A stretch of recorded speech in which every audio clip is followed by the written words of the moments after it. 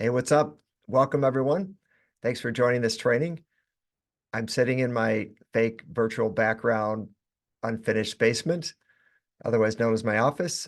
And today we're talking all about local search in the waterproofing space. Really excited about today's topic. I'm going to share a lot of great content. Let's jump right in and discuss some of the items we're going to hit. So I want to explain what the factors are that drive local search and explain how to improve your rankings. I want to explain trends in the Google algorithm. It does change. I want to talk about Google categories, which are really important, probably the most important ranking factor. And I want to do a live critique of a Google business profile and kind of give you some insight as to what a digital marketing agency would do to try to improve rankings. And I'm going to mention disavowing links and a whole bunch of other stuff. So you're in the right place if you're in the basement waterproofing space. Everyone loves local SEO because all the clicks are free. And there's so much traffic that comes into your website from these free clicks. It's a whole lot cheaper than things like Google and Angie, and there's other lead sources that people buy leads from. People trust local SEO over ads. There's a lot of stats to back that up. And as I talk to various waterproofers throughout the country, especially in certain leads, it's difficult to get in touch with customers. These waterproofing companies are buying leads. They're in some kind of a contract. They just automatically get leads. Then they reach out to them, several times a day, like usually as soon as you get the lead, and they still don't get in touch with the lead. When it comes to local SEO, your contact rate is going to be a whole lot higher.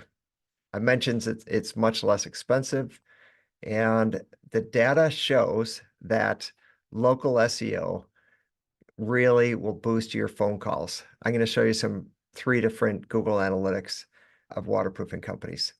So because this stuff is so important, and I know everyone watching this training or this video is interested in getting more leads, especially if they're free, especially if they're high quality leads.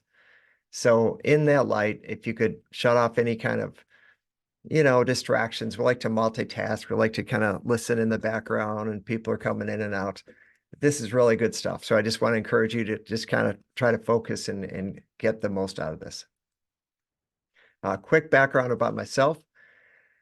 Been in this space for, I think, 28 years. I own my own waterproofing company for 15 years. I've been serving basement waterproofing companies throughout the country for probably 13 years. I'm the president of the Basement Health Association. I wrote a book on digital marketing and basement waterproofing. I also host the podcast Rainmaker for Contractors. I'm also a coach. I coach 25 to 30 digital marketing agencies. So I'm pretty familiar with this topic. It's a really important topic, and I'm excited to share some great insight. Let me start with the basics here. I try to not make assumptions as best I can. So what's the difference between organic search and paid search? I'm sure most of you know anything that's organic is free. A paid search, in the phrase, you're paying for something, right? So I just want to start there, and I want to start, if you were to type in the money word in our space, basement waterproofing, on the top of the screen, you're going to have local service ads, or some people call it Google Guaranteed. The abbreviation for local service ads is LSA. And this is kind of like Angie in a way, in that you're buying leads. And I do encourage waterproofing contractors to play this game. Typically, the companies that do well here have a very high rating and a lot of reviews. And then after Google Guaranteed, you're going to have Google Ads. So if you ever see sponsored here, these are Google Ads. And then after that, you get into the map pack section. And this is really what we're going to be talking about. All these clicks in here are free. And then if you go to the bottom of this page, it says more businesses, and you click that, and then you get the big map and you see all your competitors. And I also like this page because it displays the various competition and where people are at and who's ahead of who. So that is typically what you see when you type in basement waterproofing. And underneath the local map pack is the organic section. Now, this is blended results, and that occasionally there's some national companies in there. You're going to see Home Depot or Bob Vila or Better Business Bureau. Yelp is in there sometimes, but mostly it's local businesses. Now you'll notice the trend in that Google continues to push this organic stuff further down because they want to make their money. For years they've been selling Google ads and now they're into local service ads. So the first two sections are about Google making money. The free stuff continues to get pushed down, yet people continue to trust the organic more than the paid ads. All right, so I want to answer the question, how much traffic really comes from organic? And the cynic might say, well, don't people just click on the ads and just go through there? Let me show you three different waterproofing companies, Google Analytics. And this is from three different parts of the United States. One's the East Coast, one's the Midwest, and one's in between. And they're like average sizes. I forget what month this is. I think it's like February or March. So you see here, organic has the most sessions, 610, and then paid search brought in 342. Direct traffic, as a digital marketing agency, we don't take credit for that. That's usually the contractor spending money on something, or it's just returning customers. Maybe they're spending money on like TV or radio or billboards or mailers. So getting back to, organic versus paid, there's something else I really want to point out, and that is the average time that someone is spending on the site. 1 minute 42 seconds versus 56. Typically, that's an indicator that they're much more engaged. They're further along the buying cycle. They're taking in information. So that is another indicator that people are trusting organic more than paid. All right, here's another one. Organic search 479, paid search 295. Once again, you look at time on site, over 1 minute versus 44 seconds. Huge indicator that you really want to rank well on organic search. Last one I'll show you, 815 sessions, 379. Again, average time on site, over 1 minute versus 40 seconds. Huge difference. So yes, you absolutely want to win in the local search organic game. Why? Because all leads are free. It's a good price to pay. All right, I want to go to a third-party article I'd like to refer to. It's written by a company named White Spark. The owner is Darren Shaw. And not every year, but every other year or so, Darren Shaw sends this very long survey out to the top 40 local SEO experts that he knows. And he collects information and he takes that information and he lists the results of like, hey, this is how the top local SEO experts explain how to rank higher in the search results. And I'm going to try to not bury you in details. I'm just going to kind of stay on the high surface. But the first thing I want to point out is the number of times the word signals is on this page. Almost every line item here talks about signals that get sent to Google that communicate why a website listing should rank higher than, say, somebody else. So when we're talking about that map pack or the local finder, that Google Business Profile signals is the highest ranking factor, 32%. So we're going to spend some time on looking at what your Google Business Profile should look like. It's a really, really important one. And then the next one is on-page signals. That's content on your website. And then review signals. That's all I'm going to touch on for now, those three. So let's dive in and take a look at this. All right, back up here. What are signals? Great question. Signals are various things that communicate to Google why your listing should be important. So Google Business Profile signals. Proximity, we're going to talk about that one. So where is the searcher versus where the company is? The categories are super important. Keywords in your business name, like those are really the most important ones. On-page signals. Do you have, your name, address, phone number on every single page? Do you have title tags that are written the right way that communicate to Google as far as what you're about? And does your website have domain authority? So these are various signals that Google looks at. So let me move on to say a question is for the map pack and the Google Maps section, what are the major areas that contribute to ranking? So we talked about this. I just touched on the first three. Here is the list. Now these are the results from these local SEO experts throughout the country. So the number one most important ranking factor is category. And I'm just going to hit on a few of these. So let me see if I can go live here. And I'm going to let's look at a Google Business Profile. And I'm going to click on their map here. I'm going to make this map nice and big. And then there is a tool called GMB Spy. It's a Chrome extension. You could put it on your computer. It's free. If I click this, it's going to tell me what Archie's Veteran Waterproofing Company's category is.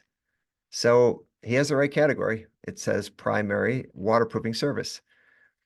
If you're in the basement waterproofing business and you don't have waterproofing service as your primary category, you're going to want to change it. Google allows for 1 primary and 9 secondary categories.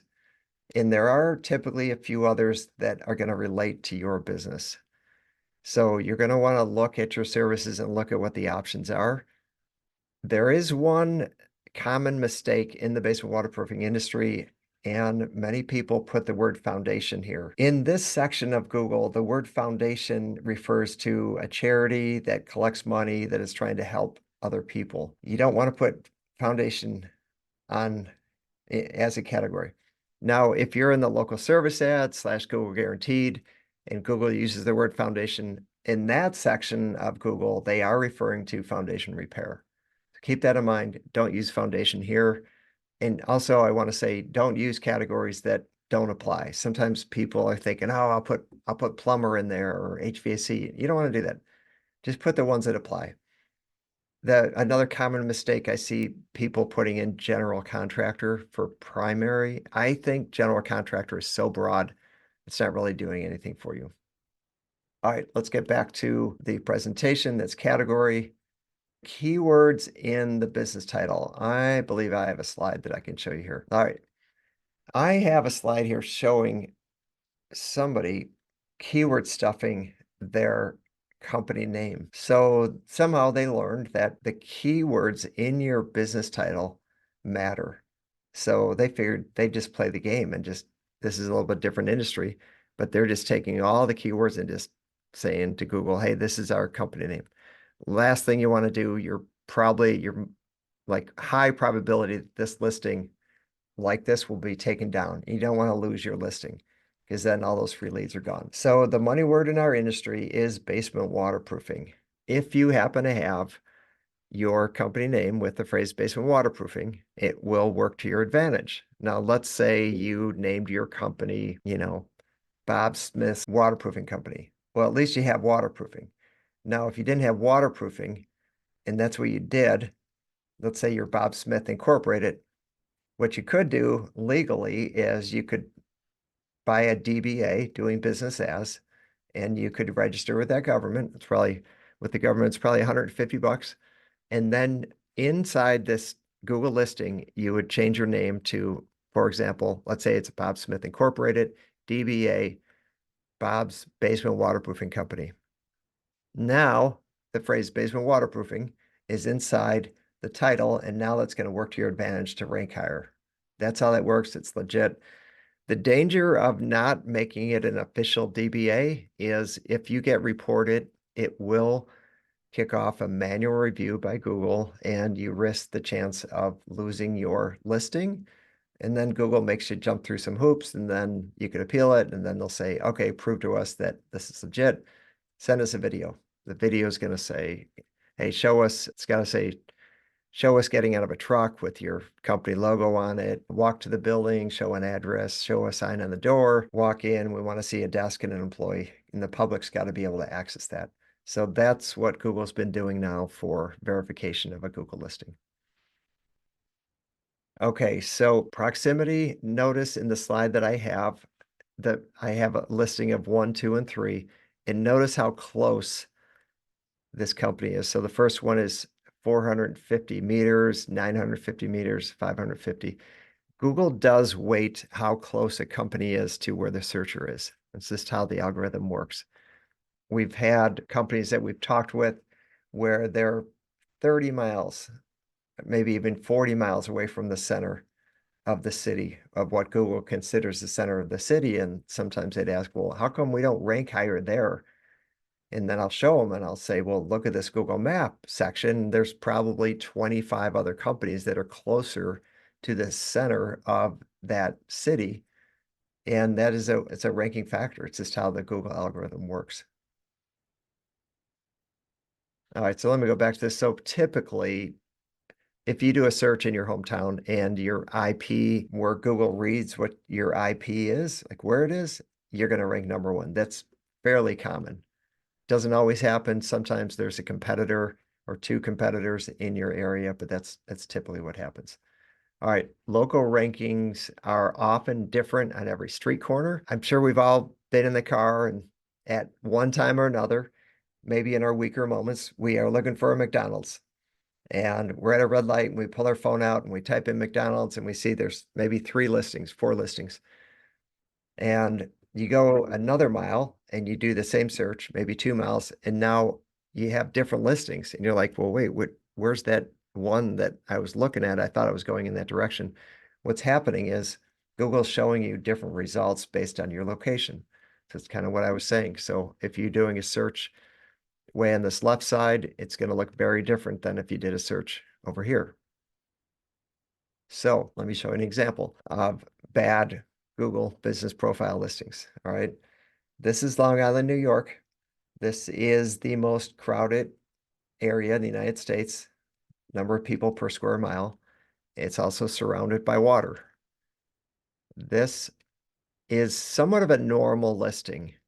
If someone hasn't been doing local SEO, it typically looks like this, and that there's some green dots here in the middle, and that's usually where their business is.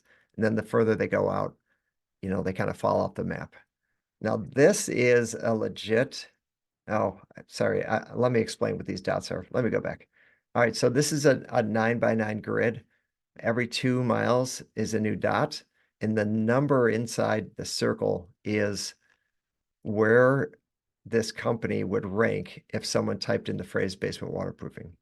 So, if someone's in this area and they type in basement waterproofing for this company that I am showing here, they're going to show up third. If they're down here, say by Freeport, they're going to show up 12th. Typically, no one's going to scroll down all the way to 12. All right, so I'm going to show you this same grid with another company. This is a legit company. I'm sure I've never seen a worse ranking ever in any industry. And this is actually for basement waterproofing. Out of all these spaces, there's only one area that they rank, and they rank 19th. And I'm guessing their company is in that area. So obviously, either the owner or someone has no clue as to what local SEO is or how it works. This is one of our clients who they rank very well. You see the majority of ones on the screen, and then after that twos, and then there are some threes. We do one of our services. We do a press release and we write blogs and we have the right keywords in there, and then we send that blog to various platforms. And because the blog is written the right way and we have a map in there and name, address, phone number, and title tags and H1 tags and so on, lots and lots of signals get sent to Google, which tell Google, hey, this company is super important. So you can imagine the amount of free leads that they get from local SEO. This is a dashboard. This is a dashboard showing just one blog of how many signals that we are able to generate from our blog and our system. This is another one. Typically, we've been averaging like between 3,500 and 5,000 now, as that extension and the number of places has really expanded recently. All right, physical address in a city search. I mentioned this earlier. If you go to any city, what Google considers the center of the city it can really matter. If you're ever considering to open up a second location, like maybe you are one of those people that you're trying to do more business inside the center of the city, or there's some city where you would love to get more business, but you don't want to move your office, maybe rent more money there, and you're considering opening up a second office and kind of jumping through the Google hoops. You do need to pay attention to where Google considers the center of the city. Last thing you want to do is like get in that city, and then there's like four other waterproofers that are closer to the center of the city when you did all that work. So it's something to keep in mind. All right, I want to do a little live critique here and kind of just evaluate. We're going to go back to Archie's veteran waterproofing company, and I want to point out some of the things that I typically look at when I evaluate a Google listing. So, we can't really change a company's name, but I do notice they have the phrase waterproofing in here, which is wonderful. Yes, I like the veteran thing. Obviously, they're a veteran. I do like to see 50 pictures in here. I mean, I think there's like, I don't know, 25 or 30 pictures in here. And then signals to Google, it's good to add at least one photo a week. Just keep dripping the photos in. I do like it that there's a video here. Videos in this section are more engaging, and that those are signals to Google. But with photos, we need, as like a starting point, we need more photos, and then regularly add those. I'm just going to take a quick look at reviews. I like to go to newest because people like new reviews. So there's one 3 weeks ago. So what's missing here? There's a response. Okay, it looks like there are responses from the owner, which is great. And customers expect a response within a day or two. And why do people like responses? It shows that you're paying attention, and people want that outlet to somewhere to go just in case something went wrong. They want that knowledge that if I post something on this Google listing, that I'm going to get the customer's attention. So if I'm talking to this owner, I would say, hey, you need to make sure that you're reviewing and responding to these. And let's see, let me go a little bit further. So, all right, so these are more signals. So this was, let's see, this was 3 days ago. This was April 10th. So that's about 10 days ago. So looks like 3 in April, 4 in March, maybe, 4 or 5 in February. The more times you could post on your Google listing, the more signals you're going to send. If you looked at one of our clients, you'd see like probably, a minimum of 3, sometimes 4, sometimes more. So that's an area to really gain some traction with signals. Now, there is a question and answer section inside here, and there's no questions. That's an area you want to take advantage of. You can post questions, like, your commonly asked questions, and then you can answer them right there. And those are more signals, and that also helps your website or your listing to be more engaging. The more information you have, the more engaging it is. If you thought about your listing like a website, like I bet you no one watching this webinar training or this video has a one-page website. And then I would say, well, why don't you have a one-page website? It's like, oh, well, you have to do a better job of that. You have to make it engaging. You want people to learn about your company and your credentials and your services and understand your philosophy of waterproofing. And you might want reviews on there. And you would say those things. And that same mentality should go to your Google listing, because the more information you have on that, the more engaging it is. And then the longer people will interact with it. If it was up to Google, no one would have a website and everyone would just stay on Google's platform, and that way they could sell more of their advertising. And that's why Google continues to allow more and more information to be posted on your Google business profile. They're even allowing live chat to happen, and you could put like a calendar link and people can book leads right through your Google listing. So Google will continue to trend that way to make their listings more interesting.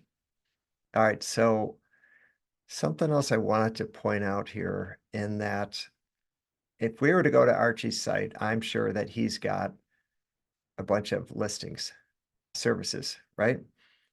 And if we go here, notice these products, all these different products. So if you go to any website and there's services listed, Google allows you to take those services and make products of them. And I highly recommend that you do that. Once again, it makes your Google listing more engaging. Notice this, let me show you a thing or two here. Notice all these questions. Makes it more engaging. All right, so those are some really important tips. Let's go back to the presentation. I want to talk about spam fighting. So Google has been first of all, what is spam fighting? So sometimes on any website, there's spammy links that point to the website, and you don't want those. Google doesn't want those pointing to your website. It looks suspicious. And so what does one do? One tries to disavow those links and they submit them to Google and they say, hey, we don't want these links pointing to our website. Google has been so inundated with those requests that they don't respond to them. And so like us as an agency, like we'll only do that 5 times. And after 5 times, it doesn't make sense to do that, to expend resources on behalf of the client to try to get Google to do something that they're just not doing. I mean, they've cut staff and the amount of increases has just blown up. So, we'll disavow links so many times, but then we really need to redirect our energies to give our clients the best return on investment. But that's kind of what's going on with Google. So, there's 85 other ranking factors for local SEO. I do want to point out how the algorithm of Google has changed over the years. And I'm not going to go into all these details, but I'm just going to talk about 2 that I think are very interesting. Just to explain this bar chart here, on the left of each category is back from 2015, and then on the right is 2023. If you just look at how important Google Business Profile signals were in 2015, there looks like they're over twice as important nowadays. Why is that? Again, because Google wants people to stay on your Google listing rather than go to your website. So they're really allowing people to make your listing more engaging. The other one I want to point out is link signals. So 2015, links were very important.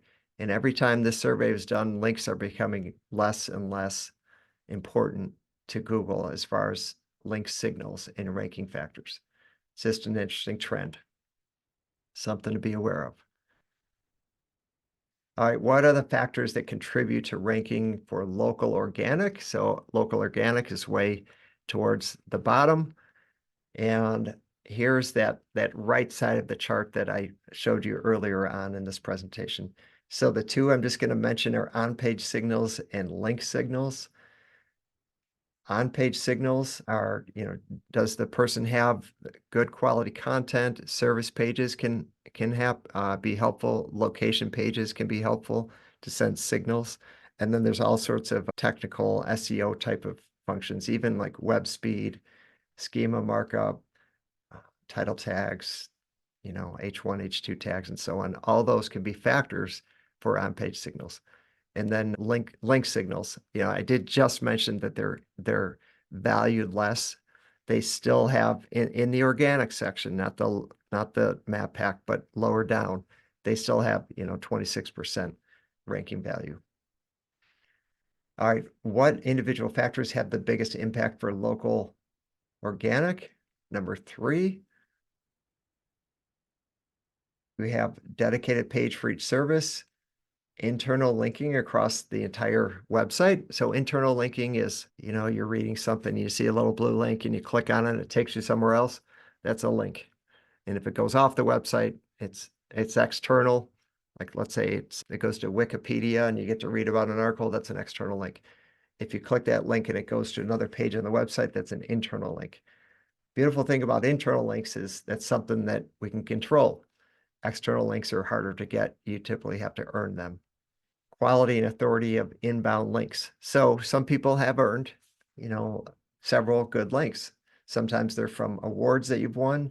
Sometimes it's just, for example, belonging to the Basement Health Association or the Better Business Bureau, or there's a number of like your local chamber. Like those are good quality links. A chamber is good because it's a local link.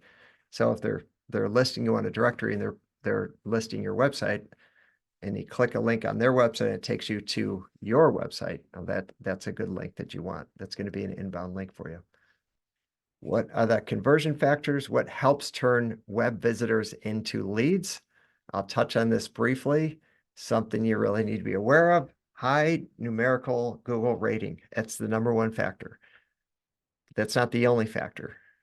Positive sentiment in the review. We know that Google has patents to be able to read a review and give that a ranking factor. So there's a difference between, someone could put like a 5-star review and say, this is a good company.